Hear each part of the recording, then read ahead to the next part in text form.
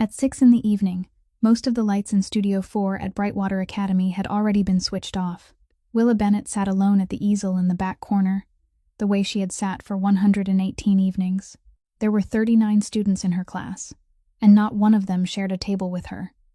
Her name had been removed from the studio sign-up sheet a month ago. Her access card no longer opened the door after 9 at night. Nobody explained why. Nobody felt the need to. Delia Marsh stood in the doorway, a folder still tucked under her arm. She was a contract instructor, several weeks into the job, and she had already seen enough to understand exactly what she was looking at. She walked in, pulled over a chair, and sat down beside the easel. Willa did not look up. "You don't have to sit here, ma'am. I'm used to it." Delia set the folder on the floor. "I know. I'm sitting anyway." 7 years ago, someone had told her the same thing, "I'm used to it," and she had believed it, nodded, and kept walking. That someone had been her younger sister. She was not going to keep walking again. On the easel in front of them stood an unfinished painting. A black car parked beneath a street lamp, drawn and redrawn so many times that every line had been memorized. Delia looked at it and asked, very gently, "Who is this?" Willa was quiet for a long moment. "Nobody. I just paint what I see every day." Delia had no way of knowing that the answer was true. Nor did she know that the moment she pulled out that chair and sat down, something very large, somewhere far beyond that wall, had just begun to move. If this story touched you, leave a like, so we know you're still listening. Share it with someone you think needs to hear it today. And subscribe so you don't miss the stories still to come. 5 weeks before that afternoon, Delia Marsh walked through the gates of Brightwater Academy for the first time, carrying a file folder, and nothing else. The Human Resources office was in the basement, under yellow lights, with 2 desks pushed close together. The woman sitting behind one of the desks handed her a gray access card without looking up. She explained that it was a temporary card for contract faculty, and if any issues arose, Human Resources could deactivate it remotely. Delia took the card and turned it over once in her hand. "What kind of problem?" The woman shrugged. "Just a problem." Delia slipped the card into her jacket pocket and didn't ask anything else. 7 years of teaching on contract at 4 different institutions had taught her that people didn't answer questions they themselves didn't want to hear. The dean's office was on the 3rd floor, behind a dark wooden door, and Dr. Constance Pryor received her for exactly 4 minutes. She didn't invite Delia to sit. She stood beside the window, her hands clasped behind her back, speaking about Brightwater in the tone of someone who had delivered the same speech many times before. "We have 400 students. We have a reputation that took 60 years to build. Miss Marsh, I only need you to remember one thing. At Brightwater, we handle everything internally." Delia nodded. "What if there's something that needs to be handled?" Pryor turned and looked at her, and for half a second something very quick passed across her face before disappearing. "Parents here are sensitive. Some of these families have been connected to the school for 3 generations. You understand what I'm saying, don't you?" It wasn't a question. Delia said that she understood, and she left the office at exactly 4 minutes and 20 seconds after she had knocked on the door. Her first lecture was Modern Literature, the Tuesday morning class, with 39 students from the painting department. She introduced herself in no more than 3 sentences. She wrote a difficult question on the board, the kind of question no one at the 3 schools before Brightwater had ever been able to answer during the first session, and then she turned around and waited. The classroom was silent. There was the tapping of a pen, the scrape of a chair, someone turning a page in a book simply to look busy. Delia didn't rush them. She had learned that silence was the best tool a teacher could have, as long as the teacher could endure it longer than the students could. Then, in the last row near the window, one hand went up. Only one. "Go ahead." The girl stood, and her answer lasted less than a minute. But it wasn't the kind of answer someone memorized from a study guide. It was the kind of answer given by a person who had truly read the book alone, not because it had been assigned, and had thought about it longer than necessary. When she sat down, the room remained silent for another 2 seconds, and Delia knew those 2 seconds weren't because anyone was thinking. It was the silence of a group of people who had just been made uncomfortable by someone outside the group. "Thank you. Tell me your name again." "Willa Bennett." In the middle row, a fair-haired girl leaned back in her chair, her eyes still fixed on the phone resting on her lap, and spoke just loudly enough for the whole room to hear. "Lucky guess?" The class laughed. The laughter lasted exactly half a second, and then stopped. And it was the way it stopped that caught Delia's attention. Because natural laughter never ends that neatly. It stopped because everyone was waiting to see whether the fair-haired girl would say anything else. She didn't. She simply turned her phone face down on the desk. Delia glanced at the class list, found the seating chart, and matched the names. Sloane Ashcroft. 3rd year. Delia showed no reaction. She turned back to the board, erased the old question, wrote another one, and continued the lesson as though nothing had happened. But when class ended, when 38 students had left the room, and the 39th was still gathering her things very slowly in the last row, Delia opened her case, took out a small black notebook, a notebook that wasn't an attendance record and wasn't submitted to anyone, turned to the first blank page, and wrote down a name. Then she closed the notebook. On her way to the parking lot, she passed through the main lobby, where a large bronze plaque was mounted on the wall, bearing the names of the donors who had contributed the money to build the building. The name at the very top, in the largest letters and carved the deepest, belonged to a transportation company. Ashcroft Freight Partners. Delia walked past the plaque without looking at it. She was thinking about those 2 seconds of silence in the classroom. That afternoon, after the last class, Delia went up to the 3rd floor for the 2nd time that day. The dean's office door was closed. Outside was a small waiting area with a desk, a printer, and a woman around 50 seated behind a computer screen, her fingers moving steadily across the keyboard, never stopping when Delia walked in. "I'd like to see Dr. Pryor. She has appointments until 6, then I can wait." At 6, she goes straight to the airport. Delia stood there for another moment. The woman kept typing. "I'd like to report something that happened in class." Only then did the woman's hands stop. The secretary opened a desk drawer, took out a stack of forms, pulled one sheet free, and placed it in front of herself, instead of handing it to Delia. It was a very small detail, and Delia remembered it. "Go ahead. I'll write it down." In modern literature this morning, one student gave a very good answer, and another student made a belittling remark afterward. The whole class laughed along. The pen stopped. What did the other student say? She said it was just a lucky guess. The secretary looked at her for a second, then lowered her eyes and wrote 3 words in the blank box. Delia couldn't see what those 3 words were. "Anything else?" "I don't think this is the first time." "You think that? Or you saw it?" "I've only been here a week." "Then you think it." The pen drew a line across the lower half of the form, the section reserved for evidence. Then the secretary looked up, and there was nothing irritated in her voice. Nothing cold either. That was what made Delia feel short of breath. She spoke in the voice of someone who believed she was helping. "Miss Marsh, I'm going to tell you this honestly because you're new here. The students here are adults. The youngest person at this school is 18 and a half. We don't babysit. If someone feels they've been treated unfairly, they come up here themselves, file their own complaint, and sign their own name. That's the procedure. You can't file a complaint on someone else's behalf. And honestly, you shouldn't. What if they're afraid to come up here? Then it means it's not serious enough for them to be willing to." Delia stood perfectly still. She'd heard that answer, or some version of it, at the 3 schools before Brightwater, but she'd never heard it delivered so cleanly. The secretary folded the form and slipped it into a thick file on the left side of the desk, a file Delia suspected no one would ever open again. And in that exact moment, Delia understood something with a clarity so complete that she almost felt relieved. This door didn't open with words, not because the people behind it were cruel. It was because they'd already built a procedure designed to make sure words never went anywhere, and anyone who came knocking with words would receive the same sheet of paper with 3 words on it that they weren't allowed to read. "Thank you. You're welcome. Oh, wait." The secretary reached over and took a freshly printed stack of papers from the printer beside the desk, tapped the edges against the tabletop to straighten them, and handed them to her. "Your contract. Sign in the 3 places marked, then bring it down to Human Resources tomorrow." Delia took the papers, thanked her again, and walked out. She didn't stop until she reached the stairwell landing, where she turned the pages over. It was a 3-page contract, the signature lines marked in pencil.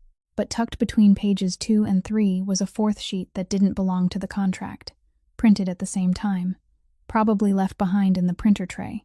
An internal recruiting note. No title, no name, only a few short bullet points written in the kind of language people used when they were certain no one outside the office would ever read it. Delia glanced over it for less than 5 seconds. There was one line she read in full, and at the time it meant nothing to her. She folded the sheet, slipped it into the inner compartment of her file folder alongside the black notebook, and forgot about it the moment she stepped down onto the next stair. She wouldn't remember that piece of paper for another 4 weeks.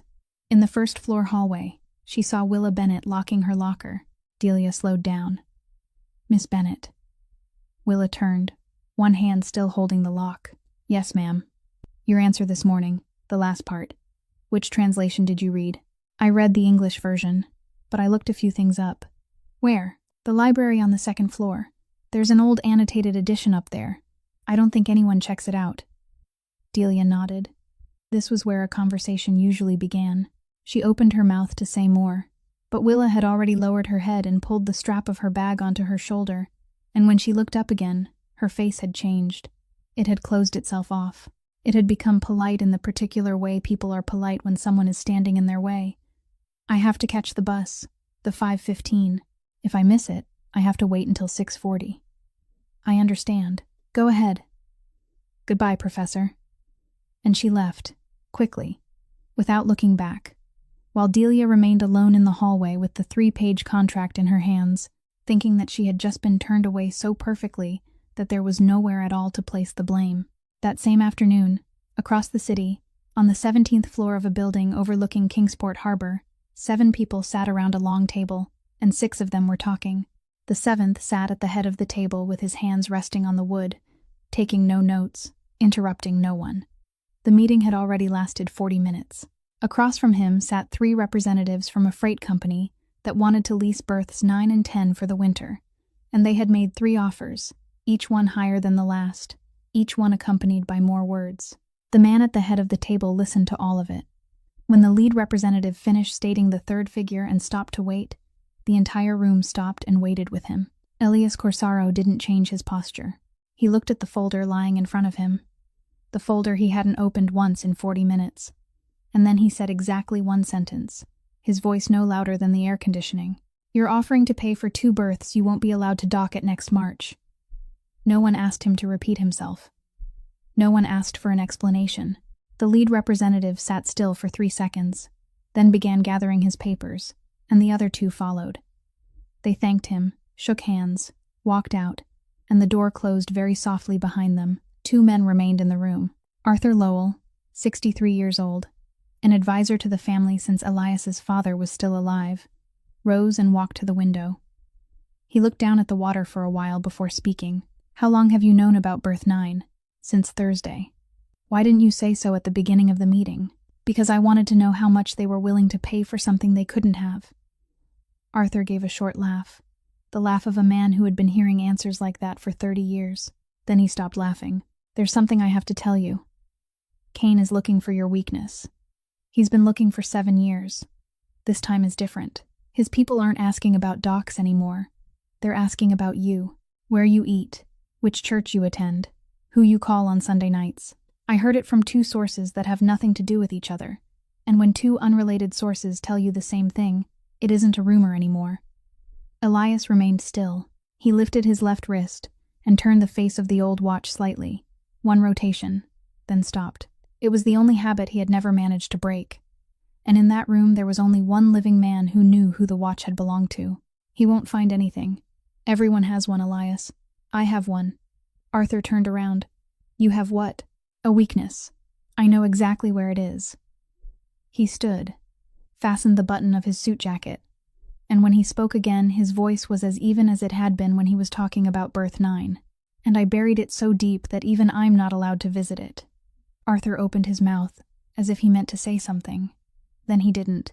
He was the only man in that building who was allowed to keep talking after a sentence like that. And he had exercised that privilege many times over 30 years. But this time he chose not to. He only nodded and walked out. Elias remained alone in the room until it was fully dark outside. At 7:15 on Tuesday evening, he locked the office door, sat down in his chair, took out a phone that wasn't the one he used every day, and called the only number saved in it. The phone rang 3 times. "Elias?" "Yeah." "I'm not calling too late, am I?" "No. I'm just eating dinner. Are you okay?" "I'm fine. How's school?" There was a very short silence on the other end. So brief that if he had been driving, or opening his computer, or thinking about Birth 9, he wouldn't have noticed it. But he was sitting perfectly still in a dark room, and he heard it. It's good. I've got a study group now. We turned in our midterm last week. How many people in the group? 4. One of them is really good at portrait work. I'm learning a lot.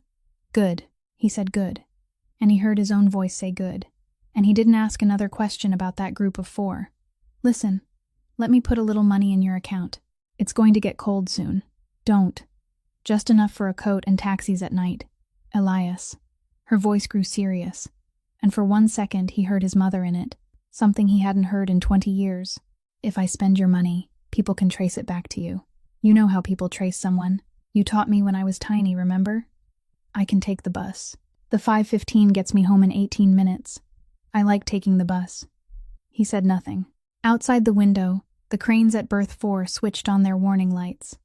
Have you eaten dinner yet? I'm eating right now. You already asked me. Yeah. Go to bed early. You sound tired. Yeah. Good night. He ended the call. He sat there for a while longer with the phone resting in his palm, thinking about that very brief silence, and then he did what a man who had built an entire empire on never trusting anyone still did every time he spoke to his little sister. He believed her. He believed her because he needed to. The package arrived at 9:10 Thursday morning, 3 days after the phone call. It came by ordinary parcel service, fully declared, carefully packed, and it passed through exactly 3 layers of inspection before it was placed on Elias Corsaro's desk, because there was nothing inside worth holding back. The assistant set the package down, said security had scanned it and opened it for inspection, and asked whether he wanted it unpacked. Elias told him to leave it there. He worked for another 40 minutes before opening it himself. Beneath the wrapping paper was a wooden box. Not large, light in weight, made of good wood. He lifted the lid. It was a paint box. 36 tubes of oil paint arranged neatly in 3 rows, a set of brushes, a palette knife, all untouched, all unused, the kind professional painters bought when they were finally tired of saving money. There was no letter, no card, no business card tucked beneath the lid. There was only a delivery slip attached to the outside of the wrapping, with the sender's name printed clearly in machine type, without any attempt to hide it. Kane, Atlantic Logistics. Elias didn't move. He didn't close the lid, didn't push the box away, didn't call anyone into the room. He simply sat there looking at those 36 tubes of paint, longer than an ordinary man would look at a gift, and then he raised his left wrist, turned the face of the old watch exactly once, and stopped. Arthur Lowell was called upstairs at 11 o'clock. He stood in front of the desk, looked at the box, picked up 1 tube to read the label, then placed it back exactly where it had been. Good stuff. This has to be worth $2,000. What do you think? I think Kane just signed contracts with 3 Northern European shipping companies, and I think he's sending gifts to everyone he wants sitting at the same table with him next year. I think it could just be a courtesy gift. Do you believe what you just said? Arthur didn't answer immediately. He pulled out a chair and sat down, something he only did when he expected the conversation to last. Elias, how do you want me to answer that? If I say it's a message, you'll ask me what the message is, and I don't have an answer. Nobody sends a threat and puts their own company name on the delivery slip. Nobody does that. Right, nobody does. Then what? Then it means he wanted me to know he sent it. The room was quiet for a while. Outside came the long blast of a ship horn from Berth 4. You may be seeing something that isn't there, Arthur said, his voice softer now. People send each other gifts all the time.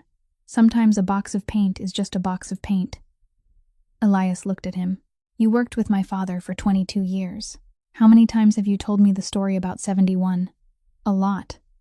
He received a fruit basket in September and he laughed. By November, he wasn't laughing anymore. That was different. There are no coincidences, Arthur. Only people who haven't been exposed yet. He closed the wooden box, pushed it to one side of the desk, and when he spoke again, his voice was as steady as it had been when he discussed birth prices. Buy up all of Kane Atlantic's dock debt. 3 ports. Kingsport, New Bedford, Providence. Start tomorrow morning. Arthur looked up. What did you say? He leases his berths with borrowed money. 7 banks, 1 trust fund, and 1 loan I'm sure he doesn't want anyone knowing about. Buy all of it. Use 3 different entities, and don't put our name anywhere in the chain. Pay above market if you have to. I want it done within 2 weeks. Elias, that's 11 million, maybe more. I know how much it is. What are you planning to do with it? Elias stood and walked to the window, the same place Arthur had stood 3 days earlier. Below them, 2 cranes were lowering a container onto a rail car, slowly and precisely. I don't know what he wants, he said. I only know I'm going to need a hammer. Arthur remained seated for another moment, then stood. At the door, he stopped. If I'm wrong, you lose $11 million over something that doesn't exist. If you're right, I lose 11 million and sleep well. And if he's right, Elias didn't turn around. Then I'll be glad I already had the hammer. The door closed. One man remained in the office with his back to the door, and a wooden box sat quietly at the corner of the desk, and he wouldn't open it again for the next 4 weeks. 17 kilometers away, north of the city, a woman stepped off the bus at the last stop and walked the remaining 4 blocks home, as she did every evening, because she didn't own a car, and the rent on the room above a laundromat consumed nearly all of her contract salary. Delia Marsh knew nothing about the box of paint, nothing about the $11 million, nothing about the man standing beside a 17th floor window. She simply walked home. And it was because she walked, not because she was clever, or brave, or lucky, that 6 weeks later she would see something no one in the world had ever intended her to see. On Monday morning of the 2nd week, the entire school was called down to the main auditorium. 400 students, 31 faculty members, and a podium fitted with a microphone, behind which Dr. Constance Pryor stood wearing the expression of someone about to give somebody a gift. She spoke first about 60 years of tradition, as she always did, and then she came to the point. At the end of October, Brightwater would hold its Night of Honors. It wouldn't be an internal exhibition like the one held every year. This time, the State Arts Council would come to judge. The works would be displayed in the main lobby, and the local press had already agreed to attend. And first prize, she paused there for exactly 2 seconds. First prize would be a full 4-year scholarship for the next level of study, covering tuition, housing, and material expenses. The entire auditorium stirred with a collective gasp. Delia stood in the aisle on the right, her arms folded, looking toward the podium. 4 years of tuition at a school like this amounted to a figure that most of the students in the room didn't need to calculate to know was enormous. I should also add, Pryor continued, that this scholarship isn't coming from the school budget. It is being funded in full by an anonymous benefactor. That person has requested that their identity not be made public, and we respect that. There was applause. Delia applauded with everyone else, and a very small question passed through her mind and disappeared. The question of why someone willing to spend that much money wouldn't want their name mentioned. She would remember that question later, and she would wish she had held on to it for longer than 3 seconds. Finally, Pryor said, the Night of Honors is your night and your family's night. Each student may invite 2 family members. I hope you'll remember to send your invitations early. This is a special evening, and I want this auditorium filled. She stepped away from the podium. The students rose, chairs scraped across the floor, and voices swelled all at once. Somewhere in the middle rows, a girl's voice carried just loudly enough for the people nearby to hear, and just softly enough that no one could ever prove it had been aimed at anyone in particular. If somebody doesn't have anyone coming, don't feel bad. Standing alone under the lights can look pretty too. There was laughter. Delia turned her head. Sloane Ashcroft was lifting her bag onto her shoulder, looking in no particular direction, her face completely calm. And at the end of the row, 4 rows away, a girl stood, walked out through the side door, neither faster nor slower than usual. That evening, after 8 o'clock, Delia went up to Studio 4. Only the last 2 lights in the room were still on. Willa Bennett was washing brushes in the sink at the corner, getting ready to leave. I heard you didn't enter the competition. No, ma'am, I didn't. The deadline is Friday. I know. Delia pulled over a tall stool nearby, sat down, and said nothing else. She had learned that silence was the best tool a teacher could have, and she was prepared to sit there longer than Willa could keep washing brushes. After a while, Willa turned off the faucet. Professor, I don't want anyone looking at me. I understand. I don't mean I'm shy. I mean I really don't want them to. Right now, things are okay in the way they are. I go into the studio, I paint, I go home. If I hang a painting on the wall in the main lobby, then I have to stand beside it. Then people will ask questions. Then everything will change, and I'm not sure it'll change in a good way. Delia nodded slowly. Do you know what I think? No, ma'am. I think you just used 3 sentences to tell me that silence feels safer. Willa didn't answer. She placed the bundle of brushes on the drying rack, one by one, neatly. I used to think exactly the same thing, Delia said. Not for myself. For someone else. I convinced myself that if that person just kept their head down and quietly got through it, everything would pass on its own. Because things usually do pass on their own. I was wrong. What happened? I had to pay a price. Willa turned and looked at her. What price?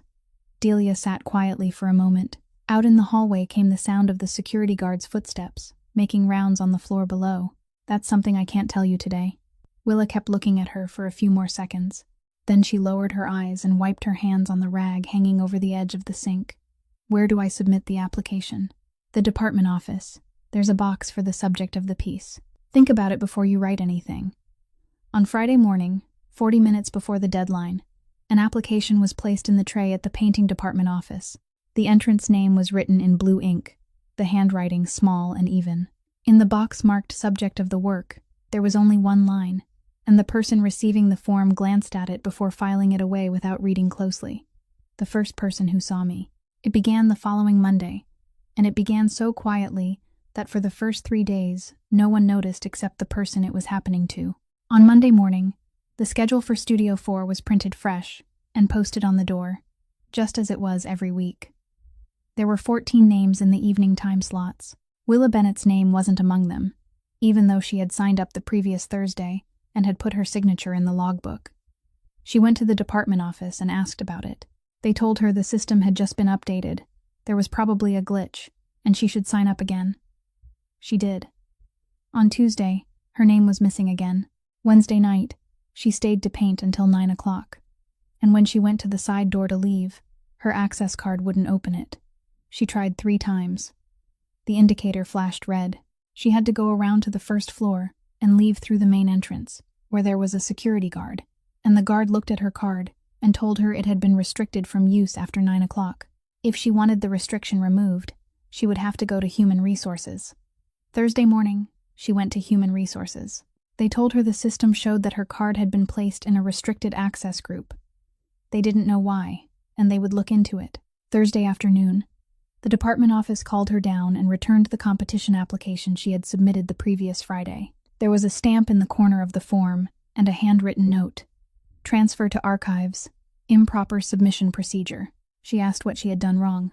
They told her the application was supposed to have been accompanied by an electronic submission through the system, rather than submitted on paper alone, and the deadline had already passed on Friday, which was unfortunate. She took the application back and didn't argue a single word.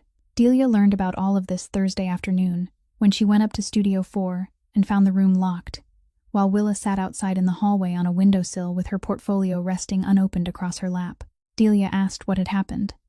Willa told her, briefly, completely, without adding a single word to make herself sound pitiful. Delia listened to all of it, and as she listened, she felt something strange. It wasn't anger. It was the feeling of someone hearing a wrong note in a piece of music, at the exact place where only a professional would recognize that something was off. She told Willa to go home and not miss the 5:15 bus. Then Delia remained alone in the second-floor hallway, and she stood there for quite a long time.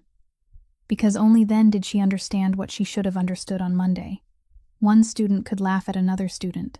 One student could refuse to sit at the same table, refuse to send messages, refuse to invite someone to eat, refuse even to say that person's name. A student could do many things, but a student couldn't erase someone else's name from the studio schedule 2 weeks in a row. A student couldn't move another person's access card into a time-restricted group. A student couldn't stamp an application and write transfer to archives in the corner. Those things required an account with privileges. Those things required an employee access card. Delia went back to the faculty room, opened her computer, and used the one small privilege a contract instructor had, the right to review the system logs for the classrooms where she taught. She pulled the records from the previous 3 weeks. She printed them. Then she sat down and read every line, and what she found wasn't a single incident. It was a pattern. 3 changes to the schedule for Studio 4, all 3 made close to 2 o'clock in the morning. 1 change to an access card permission group, made around the same hour. The same user ID had been used all 4 times. That ID didn't belong to academic affairs. It didn't belong to the department office. Its prefix belonged to maintenance. Friday morning, Delia went up to the 3rd floor. This time, she didn't stop at the secretary's desk. She walked straight to the dean's office and knocked, and by the time the secretary rose as if to say something, the door had already opened. Dr. Pryor was holding a phone. She looked at Delia, told the person on the other end that she would call back, then put the phone down. "Miss Marsh." Delia placed the stack of printed pages on the desk. She didn't speak first, didn't apologize for coming in, didn't explain herself.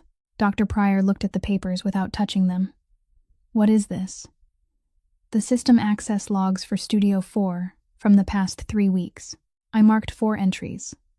All 4 occurred after 1 o'clock in the morning, all under the same user ID, and that ID belongs to maintenance. And one student had her name removed from the schedule 2 weeks in a row, had time restrictions placed on her access card, and had her competition application returned for improper submission procedure. Students can't do any of those 3 things. I'm not here anymore to report a remark someone made in class. I'm here to ask you who is using that account." Dr. Pryor sat down. She pulled the pages closer, turned one over, then folded the stack closed. When she looked up, her voice had changed. It wasn't louder, only slower. "Miss Marsh, the building you're standing in was built in 1978 with one family's money. The name engraved on the bronze plaque downstairs in the lobby. 3 generations of that family have attended this school. They paid to repair the roof last year. They paid for the heating system the year before that. You've been here 5 weeks. Delia didn't move. "Then I suppose I'm still new enough that I haven't had time to get used to this." The room was silent for a very long time. Dr. Pryor pushed the papers back toward her, but Delia didn't take them. "I'm keeping this copy," she said. "I'll have it investigated. Thank you. And your contract expires at the end of November." "I know. I moved it to review status. This morning, before you came in." Delia gave one very slight nod, then turned to leave. Only when she reached the door did she remember that she hadn't thanked her again. But she decided that this time, she wouldn't. That Friday evening, Delia left the school later than usual, close to 7 o'clock, and walked toward the bus stop as she had every evening since her first day. Ellsworth Road ran along the school's eastern fence, 2 lanes wide, with a narrow sidewalk and streetlights spaced about 100 feet apart. She had walked this stretch roughly 30 times, and she knew it by heart, in the way people know a road they walk rather than drive, which meant she knew where the sidewalk was cracked, where tree roots pushed up through the pavement, and where there was always a car parked. That car was a black sedan, parked 2 blocks from the rear gate beneath the 4th streetlight from the intersection. It had been there since the day she started working at Brightwater. She had grown so accustomed to it that she had stopped noticing it, the way people stopped noticing a mailbox or a utility box. In this city, everyone parked somewhere. On Friday evening, as she walked past it, the engine started. It wasn't the sound of someone hurriedly turning the ignition. It was simply that a car that had sat motionless for 6 weeks suddenly came to life. Delia startled and stopped. The car backed up very slowly, about 10 feet. Then the engine shut off. The lights didn't come on. The door didn't open. No one got out. She stood still on the sidewalk, her heart beating faster, one hand tightening around the strap of her bag, and she did what anyone would have done in that situation. She looked around, she looked ahead, behind her, across the street, and it was precisely because the black sedan had backed up those 10 feet, precisely because that 10-foot opening had suddenly appeared beneath the streetlight, that she saw what the car had been blocking from her view for the past 6 weeks.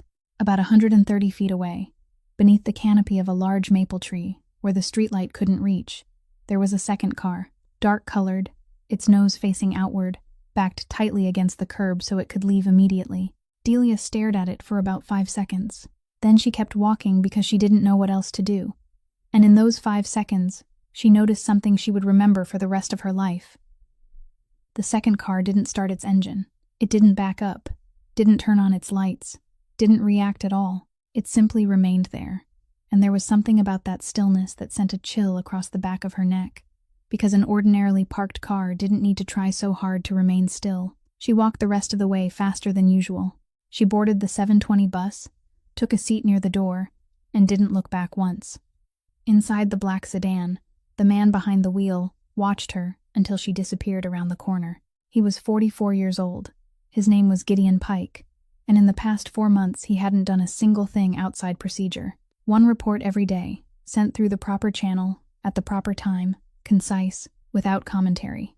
Among those reports were 9 in which he had written and rewritten the same line, phrasing it differently each time, making it clearer each time. A second vehicle is present, affiliation unknown, requesting instructions, 9 times. Not once had he received a response. It wasn't that the request had been denied. It wasn't that he had been told to continue observing. There had been complete silence. The kind of silence that had never happened once in his 20 years of doing this work. That Friday evening, when the woman in the wool coat came alongside his car, Gideon Pike did the only thing he could do without violating a single order. He didn't get out of the car. He didn't say a word. He simply started the engine and backed up 10 feet, far enough for the streetlight to illuminate a place it had never reached before. Then he remained seated in the darkness and wrote report number 118.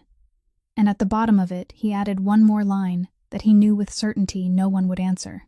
Allowed third subject to see second vehicle. Intentional. At 8:45 that night, Delia got off the bus at the last stop and walked the remaining 4 blocks. The laundromat beneath her apartment had already closed, with only the small light at the very back left on to illuminate the machines. She took out her key, unlocked the side door, and as she pushed it open, a flash of white light came from across the street. Very quick, only once. She spun around. There was no one across the street. There was only a car parked about 65 feet away, its windows dark, and she couldn't tell whether it was the same car she had seen beneath the maple tree. She stood on the doorstep for a moment, the key still in her hand. Then she went inside, locked the door, and for the first time since moving there, she pulled the living room curtains all the way closed before turning on the lights. On Monday morning, Delia asked for the archive room key. She told the truth about why she needed it, that a competition application from one of her students had been sent down there for improper submission procedure, and she wanted to look at the original so she could show the student how to submit it correctly.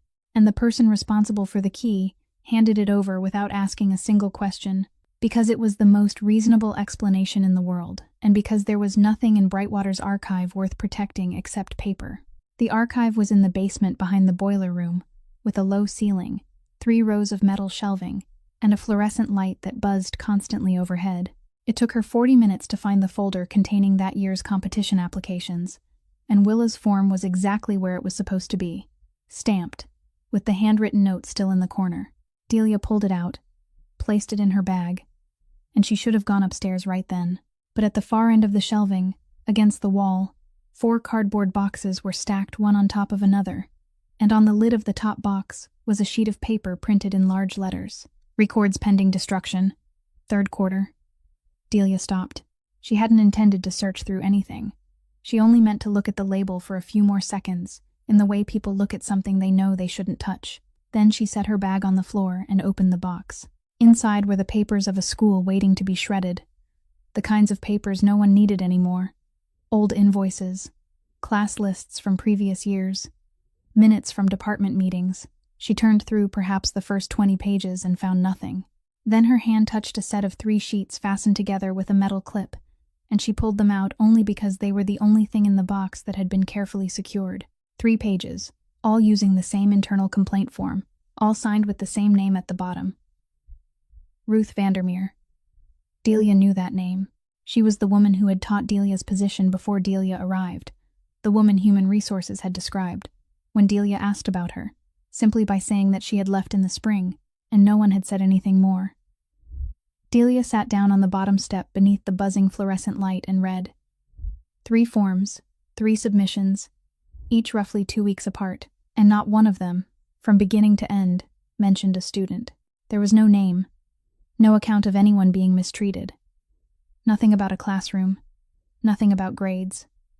All 3 concerned exactly one thing, and each time the language became more specific than before. The first stated that there were signs of system access outside normal working hours, and requested an investigation. The second stated that the complainant had reviewed the logs herself and identified the user ID, which belonged to maintenance. The third, longer than the first 2 combined, contained one sentence Delia had to read twice. Maintenance Employee Access Card number 41. Accessed the Student Records Archive at 2 o'clock in the morning on 3 consecutive nights. The cardholder left employment in April and signed a card return acknowledgement. Request that the school determine who is currently in possession of this card. Delia finished reading and sat still. She felt disappointed, and it took her a moment to understand why. She had picked up those 3 pages, hoping to find Willa's name, hoping to find someone before her who had recognized what was happening and had spoken up, and instead, she had found 3 complaints about an access card. Administrative business. Asset management. The kind of thing that happened at every school. Someone failed to return a card. Someone lent one out. Security recorded it, and then let the matter sit. She felt sorry for the woman who had written those 3 complaints, because Delia guessed they too had been clipped into some thick file and never opened again, just like her own complaint during her first week. She was about to put the 3 sheets back into the box. Her hand had already moved toward it, then she stopped. Not because she had figured anything out, only because for a fraction of a second, the image of the 4 log entries she had printed the previous week surfaced in her mind, all 4 falling sometime after 1 o'clock in the morning, and now in front of her was a handwritten report from the spring, mentioning 2 o'clock in the morning. 2 incidents separated by 5 months. The same time window. The same department. She didn't understand what it meant, but she folded the 3 pages and slipped them into her bag, instead of returning them to the box. And when she opened the inner compartment to put them away, her hand touched another sheet that had been sitting there for a long time. A sheet she had completely forgotten about for 4 weeks. She pulled it out. The internal recruiting note that had been printed by mistake on the day she received her contract. The first time, she had glanced at it for 5 seconds. This time, she read every word beneath the buzzing fluorescent light, sitting on the bottom step of a basement archive room. It was short, 4 bullet points about an unnamed candidate for an unnamed position, written in the kind of language people used when they were certain no one outside the office would ever read it. Candidate suitable. Short-term contract. Unaffiliated with any sponsoring organization. Outstanding student debt. Low likelihood of filing complaints. Delia read it a second time, then a third. Her name wasn't anywhere on the page, but there was a date, and that date was 3 days before she had received the invitation to interview. She sat on that bottom step for a very long time. The light above her kept buzzing. "They didn't hire me because I was good," she said, alone in a room with no one else in it. "They hired me because I was cheap, and because they thought I knew how to keep quiet." Ruth Vandermeer lived on the west side of the city in a small house with wooden front steps and a row of empty clay pots lined along the railing. Delia found the address in the former faculty directory still hanging in the department office, something no one had thought to take down. She went there Wednesday afternoon without calling ahead, because she thought that if she called first, she wouldn't be allowed to come. Mrs. Vandermeer opened the door, looked Delia up and down, and the first thing she said wasn't hello. "You're teaching in my old position, aren't you?" "Yes, ma'am. Delia Marsh." "I know. They sent a notice to the whole department in May." She didn't invite Delia inside. She stood in the doorway with one hand still on the knob, and Delia understood that she had about 2 minutes. She opened her bag, took out the 3 sheets fastened with the metal clip, and held them up. "I found these in a box of records waiting to be destroyed in the basement." Mrs. Vandermeer looked at the papers. She didn't take them. Her face didn't change, but the hand gripping the doorknob tightened slightly. "Did you bring them back to me?" "I brought them because I wanted to ask you about them." "I have nothing to say about that. You filed 3 complaints, and you saw where they ended up." She started to close the door. Delia spoke quickly, using her ordinary voice, without pleading and without putting emphasis on any particular word. "I just printed the system logs from the past 3 weeks. There are 4 altered entries, all 4 made after 1 o'clock in the morning, all under the same user ID, and the ID belongs to maintenance. What happened to you was 5 months ago. What happened to me was last week." The door stopped. Mrs. Vandermeer remained still for about 3 seconds, then opened it wider and stepped back into the house. "Come in. Don't sit in the chair on the left. It's broken." The living room was small, with books stacked on the floor because the shelves were already full. She sat in the chair on the right, didn't offer Delia anything to drink, didn't make small talk. "What do you want to know?" "What did you ask them?" "I asked who had maintenance card number 41. That was all. I didn't accuse anyone." I didn't name anyone. I didn't say anything bad was happening. I asked one question that anyone working in a building with 400 students should have asked. What did they say? After the first complaint, they said they would send it to security. After the second, they said it was being handled. After the third, nobody said anything at all. Delia nodded. I heard that you left because you had a conflict with one of the donor families. Mrs. Vandermeer looked at her, and for the first time during the conversation, she smiled. It wasn't a happy smile. Who told you that? No one, I guessed. You guessed wrong. She leaned forward, both hands braced on her knees. You think they fired me because I bothered a donor family? Miss Marsh, I taught at Brightwater for 19 years. I bothered donor families 3 times, and all 3 times I kept my chair. They fired me 4 days after I filed the 3rd complaint.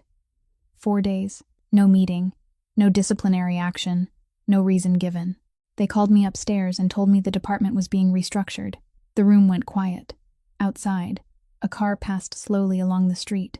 And even now, she said, more slowly, after 5 months sitting in this house, I still don't know what I asked about that I wasn't supposed to ask about. A chill moved across the back of Delia's neck. She had come there believing she was about to hear a story that already had an ending. The story of someone fired because she had dared to speak. Instead, she was sitting across from a woman who had been fired for asking a question, and that woman still didn't know what her question had touched. Mrs. Vandermeer, I want to ask you for something. Go ahead. I want you to sign a statement. Just confirm that you wrote these 3 complaints, that you submitted them on those dates, and that you were dismissed 4 days after the last one. You don't have to draw any conclusions. Mrs. Vandermeer was silent for a long time. Then she shook her head. No. Are you afraid of them? I'm 55 years old, Miss Marsh. I have 3 bills I have to pay every month, and I'm waiting to hear about a part-time teaching position at the community college across the river. If I sign a piece of paper and you end up putting it in a drawer, then I lose that job and you lose an afternoon.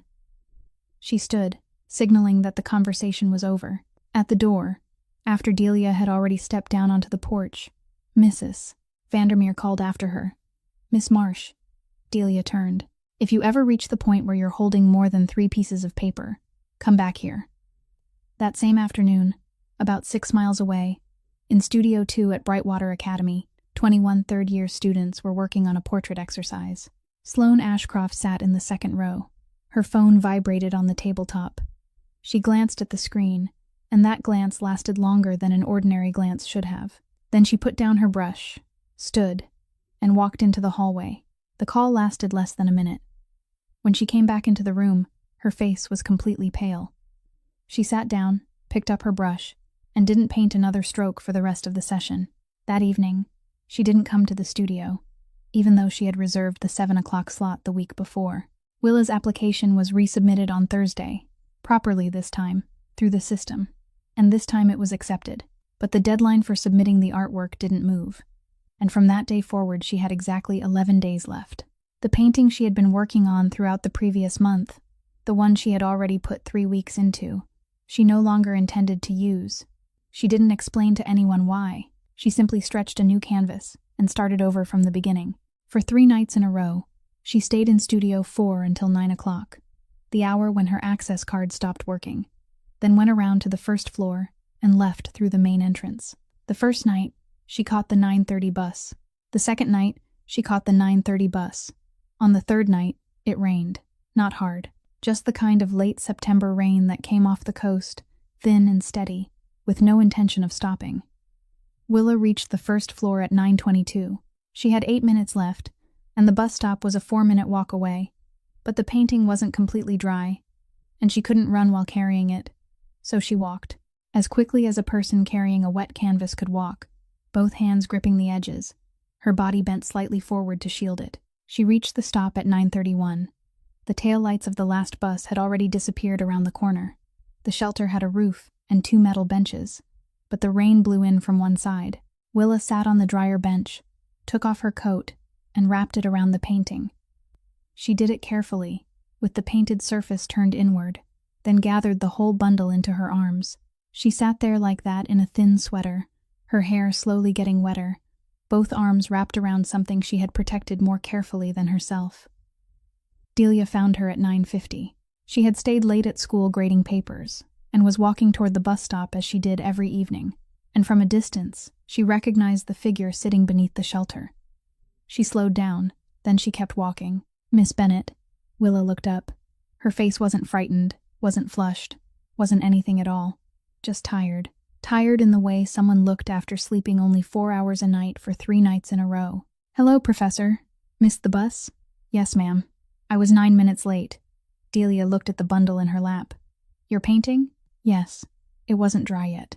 I didn't dare walk any faster." Delia didn't say anything else. She set her bag down on the bench, then took off her own wool coat, the one worn so thin at both elbows that it was plainly visible, and draped it over Willa's shoulders. Willa started to say something. "You hold the painting. Don't hold the coat. I have 2 free hands." Then she sat down on the bench beside her. Rain continued falling steadily against the metal roof. The next bus, if there was one, would come at 5:40 in the morning. "I've missed this bus 3 times myself," Delia said. "Every time, I thought I could make it if I ran. The 3rd time, I could actually see the driver. He saw me too." "Did he stop?" "No." Willa laughed. A very small sound, almost nothing more than breath leaving through her nose, and it vanished immediately. But it was laughter. Delia didn't turn to look at her. She kept her eyes on the rain in front of them because she knew there were moments when looking over could ruin everything. "Professor, you should go home. I can call a car." "Are you going to?" Willa was silent. "I'm staying here until you decide you want to stand up," Delia said. Not 1 second sooner. Willa didn't answer. The rain fell. A car passed, its headlights sweeping across the shelter before disappearing, about 165 feet away, beneath the row of trees on the opposite side of the road.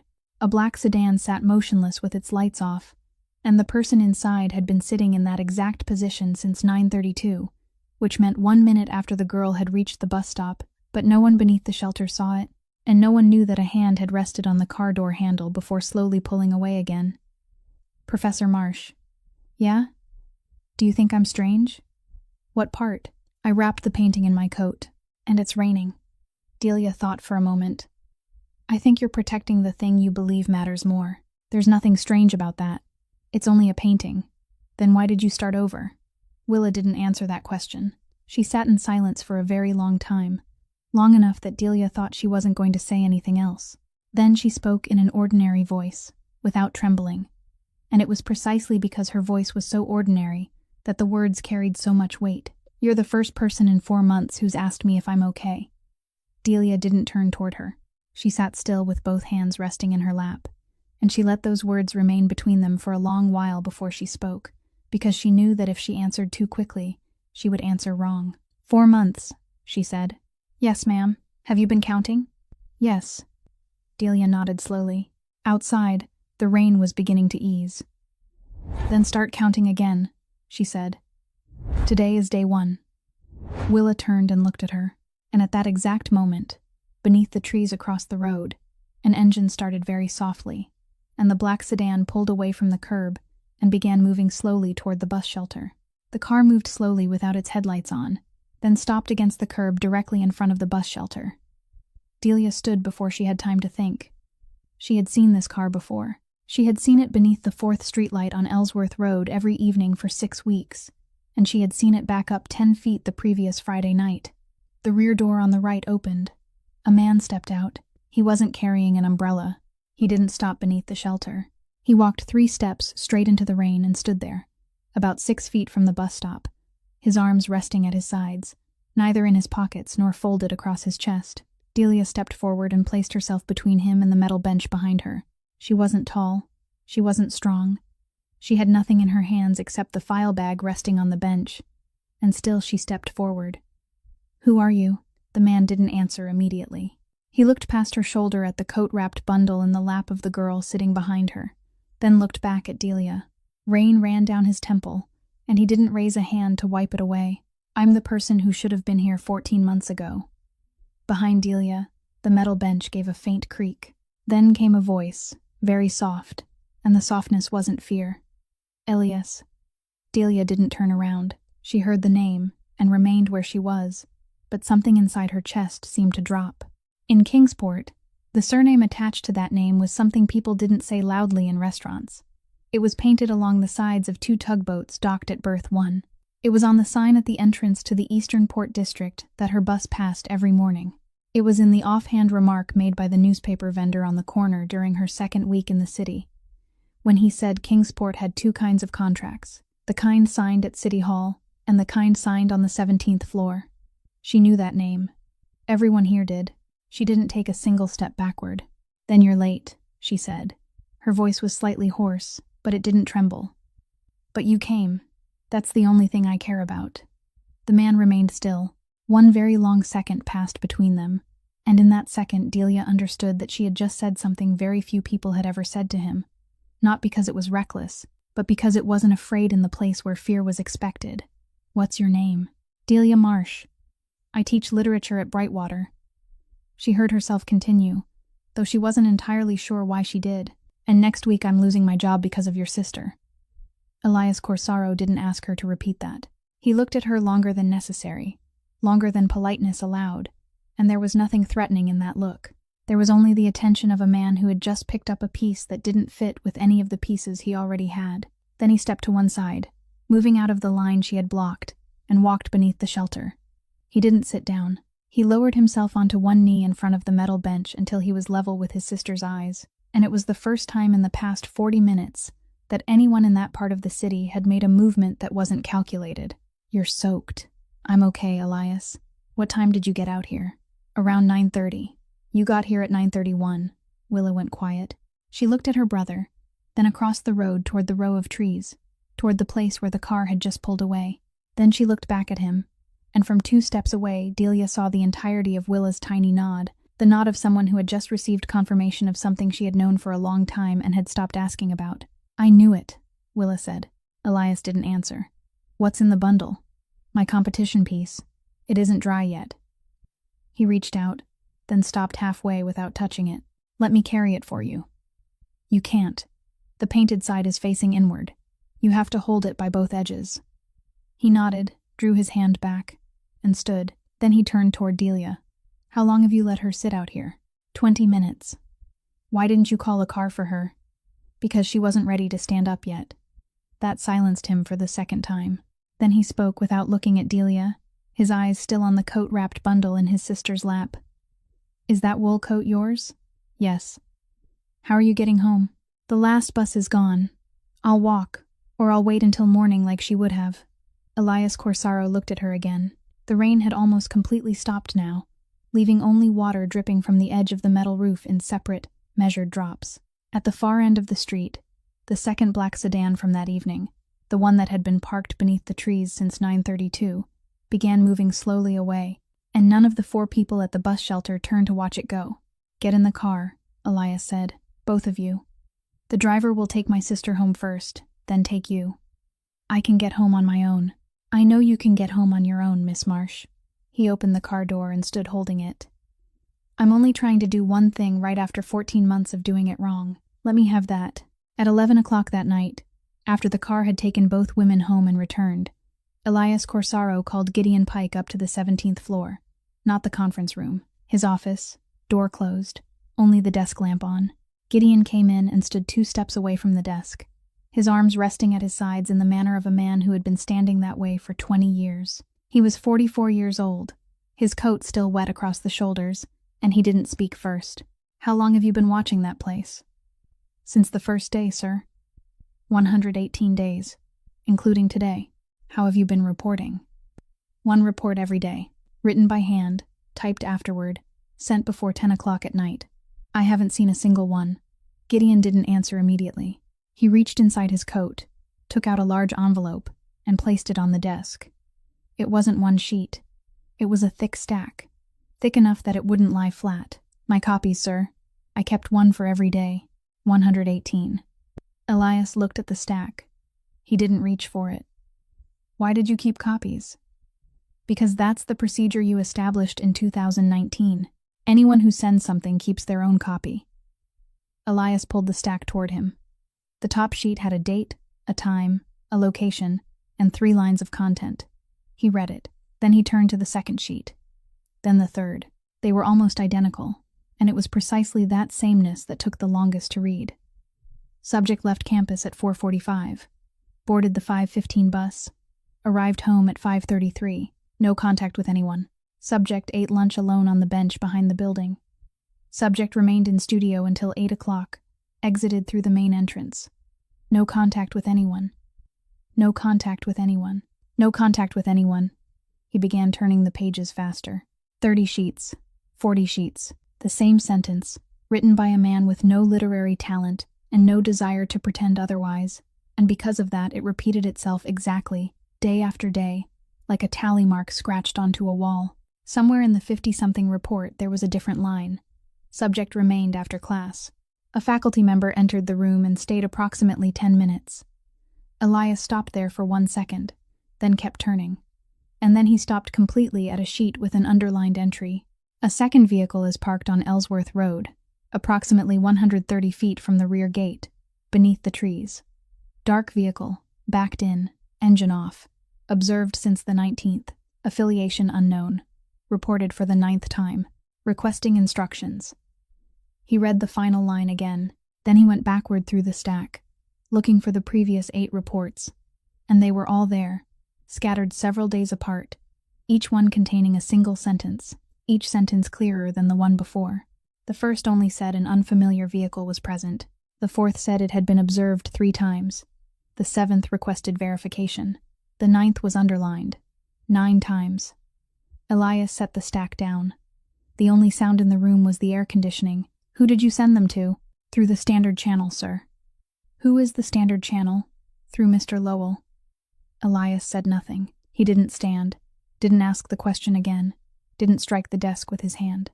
He only raised his left wrist and turned the face of the old watch 1 full rotation, very slowly, slower than he ever had before, and Gideon Pike, standing 2 steps away, saw the movement and knew he had just said something that could never be taken back. Did you ever receive a response? No, sir. Not once in 9 reports? Not once in 118? Elias looked up. What did you say?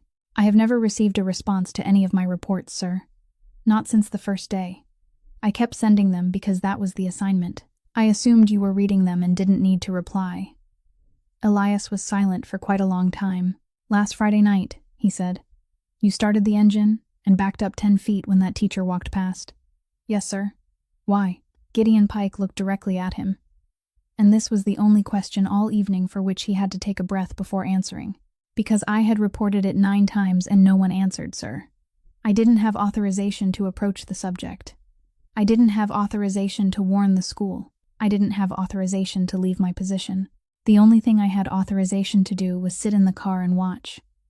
He paused. So I backed up 10 feet so the streetlight would reach a place it hadn't reached before. Whoever saw it, saw it.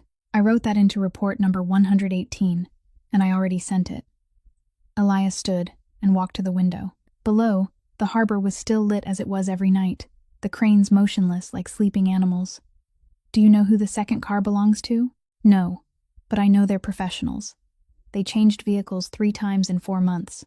Early on, they never parked in the same place 2 nights in a row. They only started getting careless after the 11th week. Careless how? They started parking in the same place. As if they didn't need to hide anymore. As if they had been waiting too long and were beginning to get bored.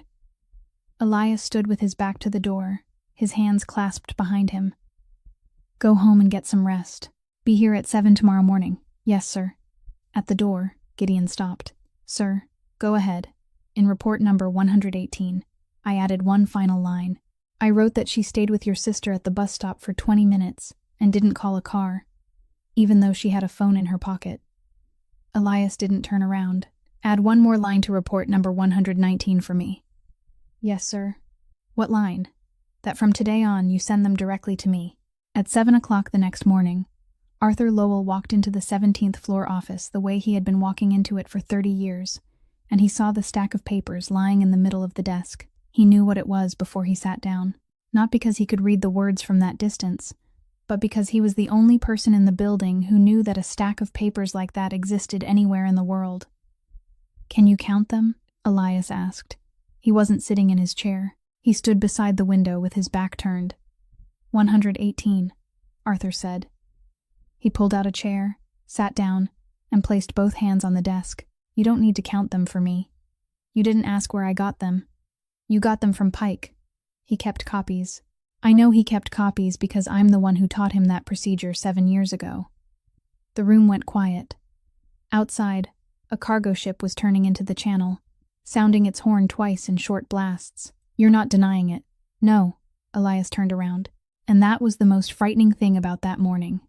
More frightening than if Arthur had denied it, stumbled over his words, or protested his innocence. The man sitting in front of him didn't look like someone who had been caught.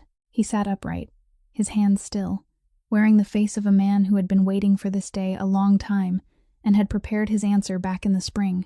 "What did you sell, Kane?" "A name." "Whose name?" "The name of the school." Elias didn't move. "That's all," Arthur said.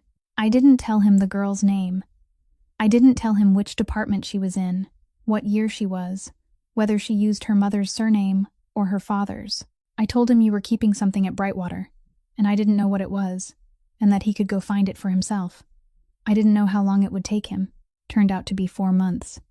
You sold my sister." "I sold a door." Arthur said it no louder than the sentence before. "If you want me to say it differently, I can. But you paid me for 30 years to tell you exactly what I think, so I'll do it one last time. I sold a door because I wanted you to reach out." "Reach out." "Your father ruled with a cold head, Elias. He didn't hide anything because he had nothing to hide. People feared him because they could see everything and were still afraid. You rule through a locked cabinet. For 14 months, everyone who walks into this room has felt that somewhere in this building there is a cabinet no one is allowed to open. People aren't afraid of a cabinet. They're curious about it. And curiosity never stops. It only changes hands." Elias walked over, pulled out the chair opposite Arthur, and sat down. It was the first time that morning he had taken a seat. "You think you're saving me. I think I'm forcing you to choose. If you don't choose, time will choose for you. And when it does, it won't be kind. You were there the day I carried her out of the hospital." Arthur was silent. "You drove the car. You opened the back door. She was 3 years old and slept the whole way home. I was 19. "I was there," Arthur said, and his voice changed, only slightly, in a place another person wouldn't have noticed. "That's exactly why I knew that girl would ruin your judgment. I watched you for those 20 minutes in the car, and I knew right then that from that day forward, you would never again be the man who could weigh what anything was worth. For 30 years, I sat beside you and waited for the day it became a disaster. I would rather choose that day myself than let Kane choose it." "You already let Kane choose." Arthur didn't answer. Elias stood, walked around the desk, and for 3 seconds no one in the room knew what was going to happen next, including the man who was about to do it. Then Elias stopped beside the window, his hands clasped behind his back. "In 9 months, you'll be 64, he said. "Whatever you're going to do, say it. You stay." Arthur looked up. "You stay exactly where you've always sat. No one in this building knows what happened this morning. You keep going to meetings, keep signing papers, keep eating dinner where you always eat. And then, tonight you call Kane. You tell him I'm not going to Brightwater on Friday. You tell him I have business in Providence, that I'm sending someone in my place, that I don't want to appear in crowded places this month. You tell him in exactly the same voice you used in May." Arthur looked at him for a very long time. "You want me to lie to him. I want you to do, one last time, exactly what you've been doing." The room was so quiet they could hear the elevator moving through the core of the building. "What if he doesn't believe me?" "He will. He's been believing you for 5 months." Arthur placed one hand on the stack of 118 pages. He didn't turn them over. He only rested his hand there. "And after Friday? After Friday, you leave. A car takes you to the station at 6 o'clock Saturday morning.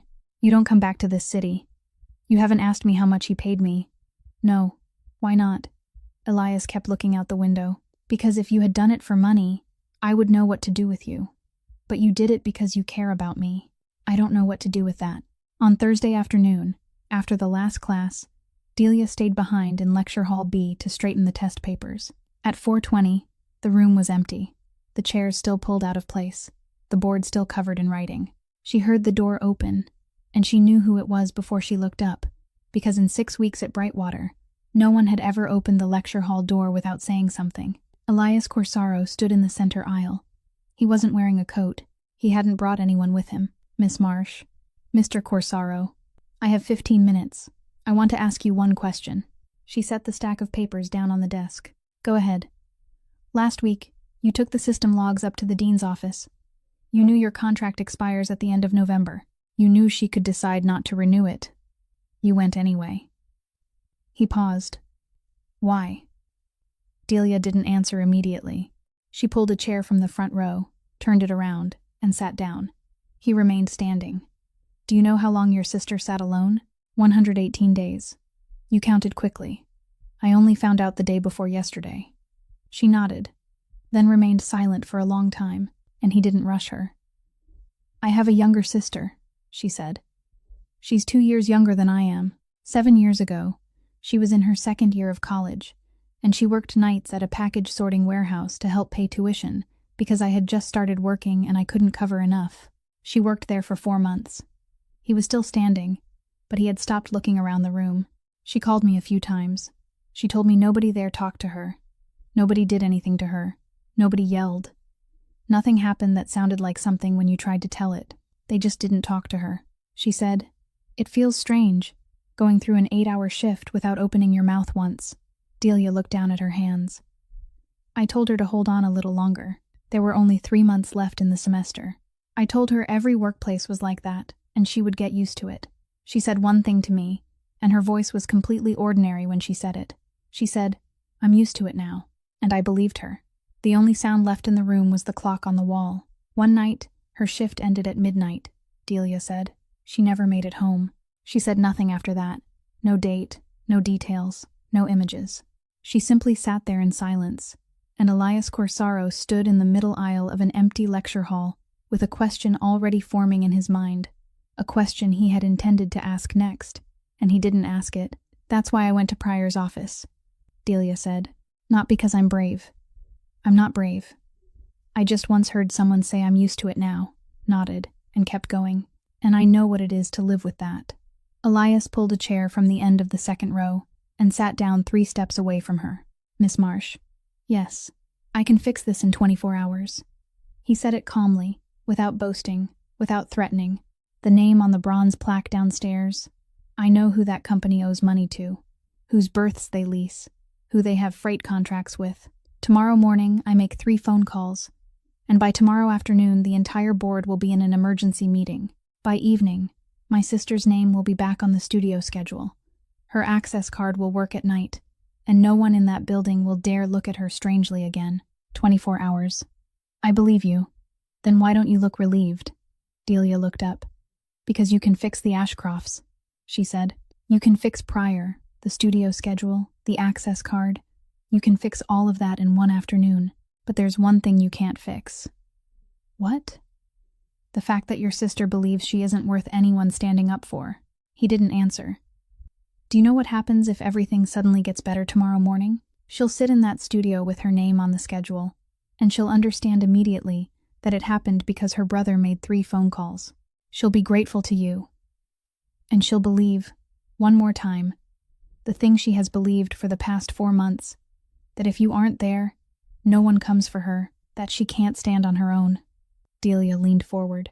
She has to see that for herself, Mr. Corsaro. She has to stand up herself, resubmit that application herself, start the painting over from the beginning, and work on it 3 nights in a row herself. She has already done all 3 this week, alone. You came 14 months late, but you came just in time not to take that away from her. Elias Corsaro sat in silence.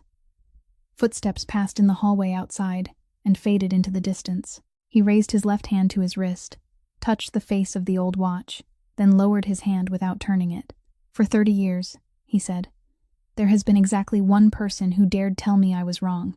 He told me hundreds of times. I listened every time, and I was grateful to him. But every time, I listened the way a man listens to a risk assessment. He stood, fastened the button of his jacket. No one has ever told me I was wrong in a way that made me want to hear more. He walked to the door. Mr. Corsaro, he stopped. Don't make those 3 phone calls. I won't. Then he added, without turning around, but I'm keeping them. On Thursday evening, Elias stopped by the small apartment his sister rented on the north side of the city for the first time in 14 months. He came at an hour when he knew for certain she wouldn't be home, 7 o'clock in the evening, when she would still be in the studio. He had no intention of searching through anything. He only wanted to see the place where she lived, the kitchen where she cooked, the window she looked out of, the things he had known for the past year only through 3 lines in a report every night. The room was neat, the books arranged by height, an easel standing in the corner, a blanket folded into a square on the chair. On the table lay a hardbound sketchbook with worn corners. He picked it up because he assumed it contained assignments. The first page was a car, a dark sedan parked at an angle beneath a streetlight, seen from a distance, slightly off to one side. He turned the page. The second page showed the same car, from the same angle, under different light. The third showed the same car in daylight, the fourth in the rain. He began turning the pages faster, and the sketchbook kept opening beneath his hand, page after page, and there was nothing else in it.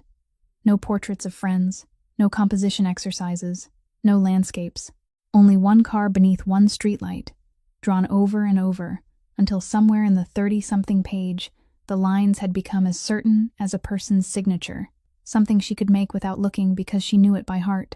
Some pages showed the whole car, some showed only the upper half, where the edge of the window began. One page rendered the front wheel and the strip of water pooled beneath the tire in painstaking detail. Another page, somewhere near the middle of the book, showed only a single streetlight and an empty space beneath it. An empty space shaped like a car that hadn't been drawn. He stopped longest on that page. Then he turned to the last one. The last drawing wasn't finished. Only the basic frame had been laid in, and in the lower right corner, outside the margin, written in pencil so small that he had to tilt the book toward the light to read it, were 3 lines. Day 118. He still has someone staying. That means he knows. That means he chose. Elias read those 3 lines. Then he read them again. Then he sat down on the floor with his back against the leg of the table, the sketchbook open across his lap. And he remained that way for a very long time. She hadn't been hiding anything from him. That was the first thing he understood. And it overturned the entire meaning of the past 14 months. For 4 months, he had convinced himself that she hadn't told him because she didn't want him to worry, that she was protecting him the way she had protected him since she was little. The truth was simpler and much worse. She knew there was a car parked outside the school gate every day. She knew whose car it was. She didn't need anyone to tell her. She saw it every afternoon at 4:45 when she walked toward the bus stop, and she understood perfectly well that the person inside it reported back every evening. So in her mind, there was only one possible answer to the equation. Her brother knew everything. He knew she ate lunch alone on the bench behind the school. He knew her name had been removed from the schedule. He knew she sat in the last row of Studio 4, class after class. He knew all of it, and he chose not to come.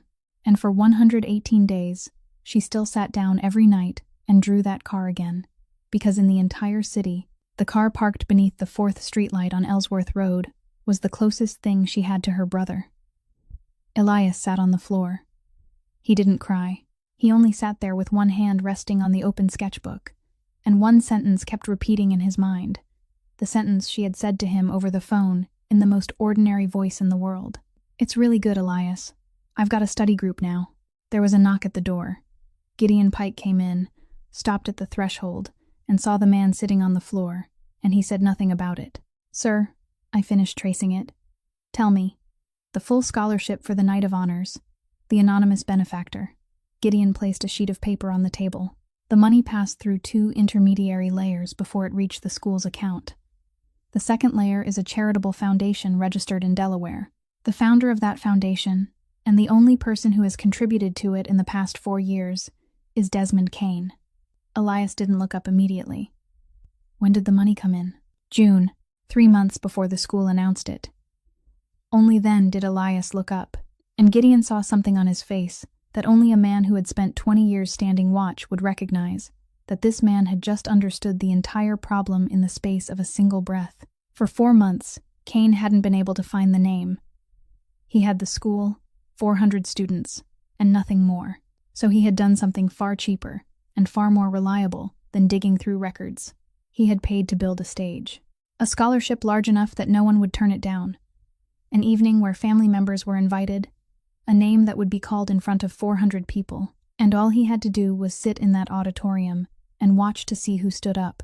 If she wins, Gideon said, she has to walk onto the stage. If you're in the room, you hand him the thing he's been waiting 118 days for. If you aren't there, he gets nothing. That's right. Sir, I recommend that you don't go. Elias closed the sketchbook very gently and stood. She counted all 118 days, he said. If I make her count one more, what exactly am I protecting? At 7 o'clock on the final Friday of October, the main hall of Brightwater Academy was packed. 42 works hung along both walls. The State Arts Council sat in the second row, and a reporter from the local newspaper stood in the aisle on the right with a camera hanging against his chest. Delia stood in the corner near the side door, wearing the only dark dress she owned. Willa came to stand beside her at 7:15. Professor. Yeah? He'll come, won't he? Delia looked down at her. There were several easy things she could have said, the kinds of things adults always said in moments like this, and she didn't say any of them. I can't make promises for someone else, she said, but I'm here. Willa nodded. She didn't ask again. Near the main entrance, a silver-haired man in a gray coat came in and stopped to shake someone's hand for a very long time. The other man was Harlan Ashcroft, whose name appeared on the bronze plaque downstairs. The two spoke for about a minute, laughed, then walked together toward the fourth row. Desmond Kane arrived alone. No assistant, no one accompanying him, no second vehicle parked outside the gate. He came with the confidence of a man who knew with certainty that nothing would happen that night, except that he would finally receive an answer, because 3 nights earlier, a familiar voice had called him and said Corsaro had business in Providence, that he was sending someone in his place, that he was avoiding crowded places that month. That voice had been right for 5 months. At 7:30, Dr. Pryor stepped up to the podium. She had been speaking for about 2 minutes when the large doors at the back of the hall opened. The room didn't fall silent all at once. The silence spread from the back rows toward the front with each footstep, like water receding. Elias Corsaro walked down the center aisle. He didn't look at the council, didn't look at the dean standing frozen behind the podium, didn't look toward the fourth row where the 2 men who had shaken hands at the entrance were sitting. He walked straight ahead, and he stopped in front of a girl standing beside the wall on the left, next to a contract instructor in a dark dress. I'm 118 days late, he said. Willa looked up at him.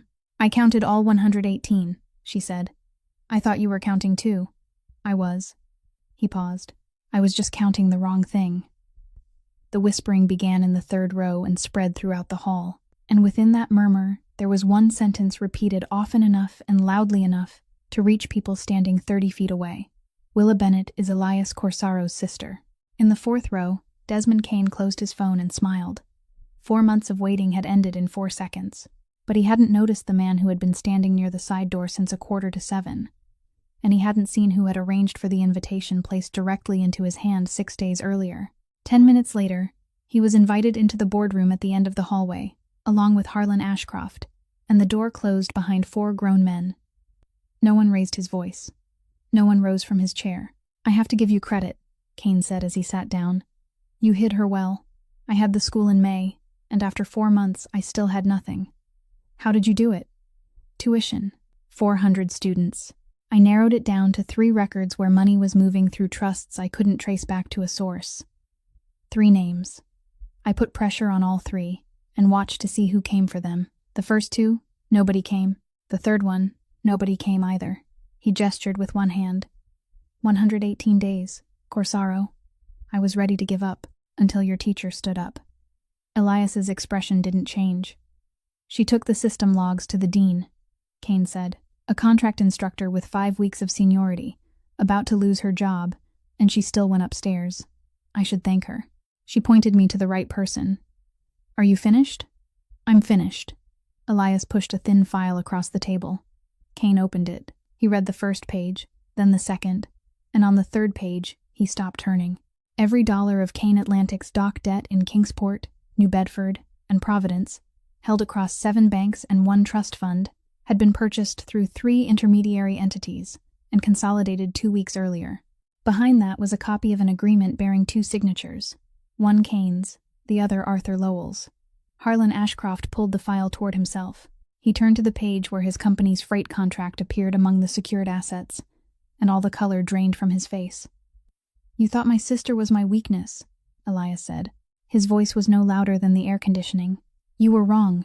She's the reason, and reasons aren't negotiable. Kane sat still for a moment. Then he stood, buttoned his coat, and walked toward the door. At the threshold, he turned back. You just told the entire city who you love. Yes, Elias didn't stand. And the entire city just learned what happens to anyone who touches them. At 8:15, the State Arts Council returned to the main hall, and the head of the council stepped up to the podium to announce the results.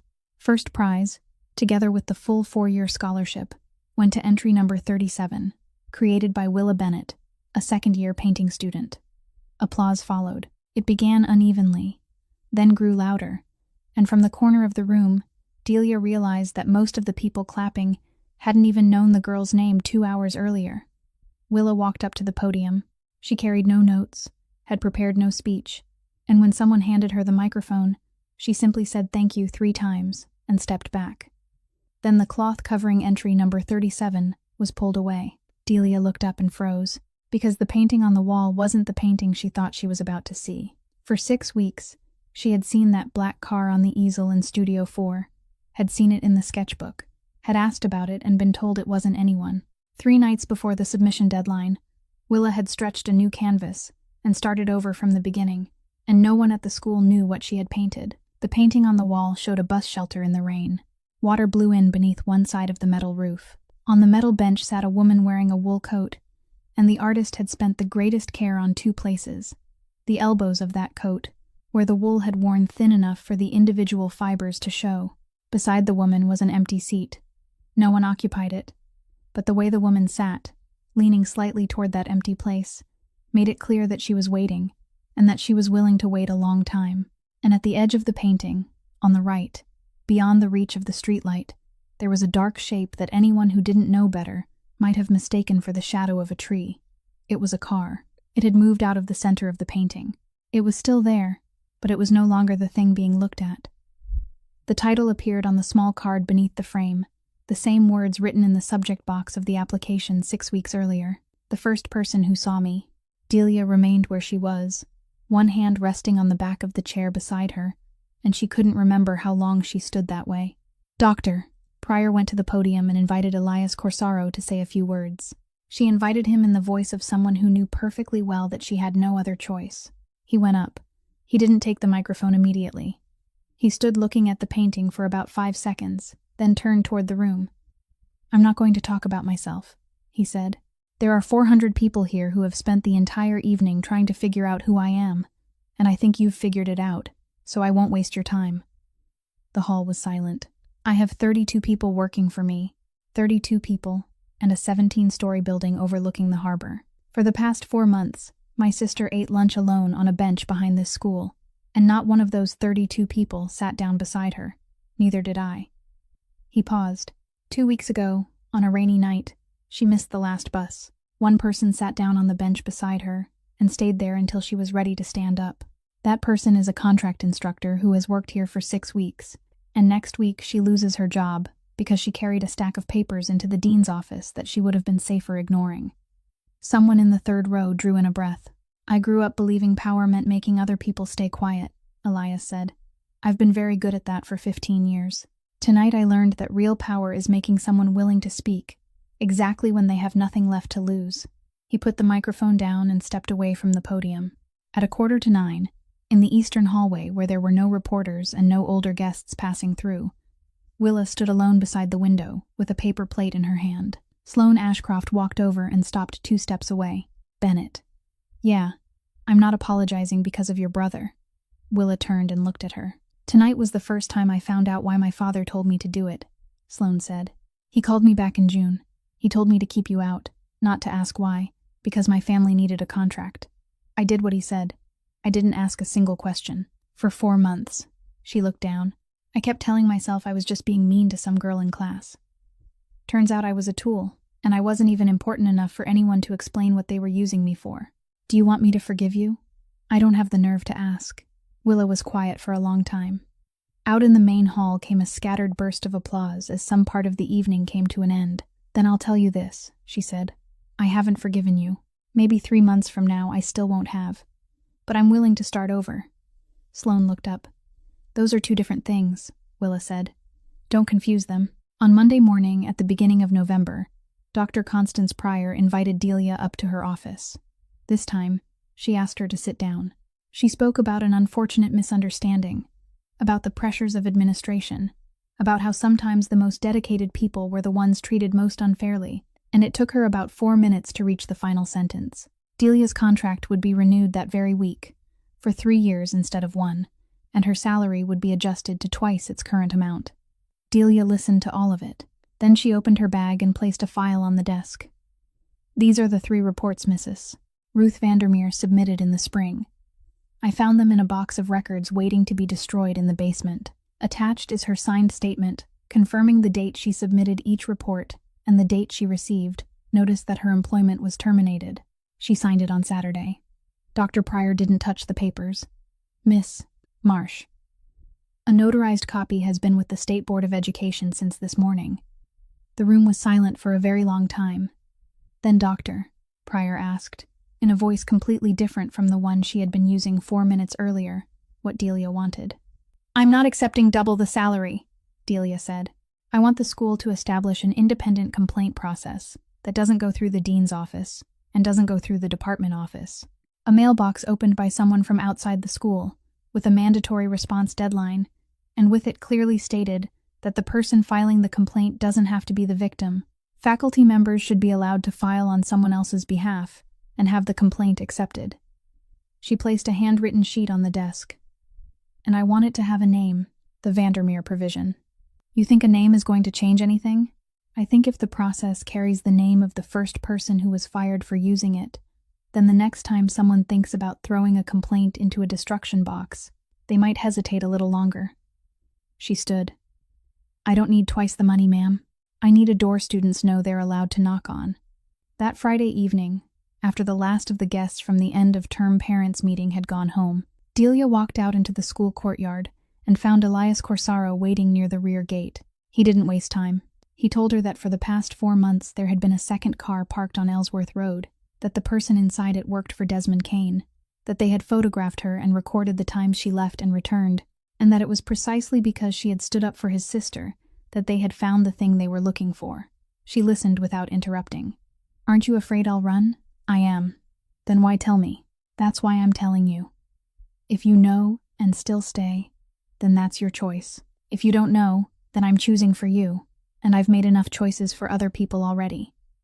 Delia looked out across the dark courtyard. What about you? Should I be afraid of you? Yes, he answered without hesitation. I'm not a good man, Miss Marsh. I'm only trying to do one thing right. She was quiet for a while. I once lost someone because I stayed silent, she said. Compared with that, you're not very frightening. And the man standing there, the man whose expression no one had seen change even once throughout this entire story, laughed. A short, quiet sound, almost nothing more than breath, but it was the first laugh. He offered her a ride. She refused. So he walked with her for 2 blocks, exactly 1 step away, no closer. Miss Marsh, I owe you something I can't buy. What are you planning to pay me with? By being there. Next time. And every time after that. When they reached the laundromat, she unlocked the side door and went upstairs. He remained on the sidewalk until the second-floor window lit up, and only then did he turn away. 3 weeks later, on an ordinary afternoon, Delia was walking through the second-floor hallway when she saw Willa guiding a newly transferred student toward the studio, showing her where to sign up, where to wash brushes, where to store paintings so they wouldn't get damaged. You're good at this, Delia said when the 2 of them were alone again. I'm only doing what you did for me. On Sunday afternoon, Delia took the bus back to her old town. She stood for a long time in front of a small stone marker, then bent down and placed a sheet of drawing paper folded into quarters on top of it. This time I made it, Tessa. Their story ends there, but what it leaves behind does not. Silence is never neutral, because when we choose not to speak, we automatically stand on the side of the person with more power. Protecting someone by disappearing from their life isn't protection, because people need to be seen, not guarded from a distance. And the person who saves another human being is often not the one with the greatest power, but the one willing to pay the highest price to speak, even when all they have is an empty chair beside them and the patience to sit down there. If this story touched your heart, please leave a like. Share it with someone you think may need to hear it today. and subscribe to our channel so we can continue listening to meaningful stories together every day. How did this story make you feel? And who was the person who once sat down beside you when you needed someone most? Please leave a comment, because we truly want to hear the feelings that come from deep within your heart. We wish every one of you watching this video good health, a joyful life, and peace each and every day. Goodbye for now, and we'll see you again in the next video.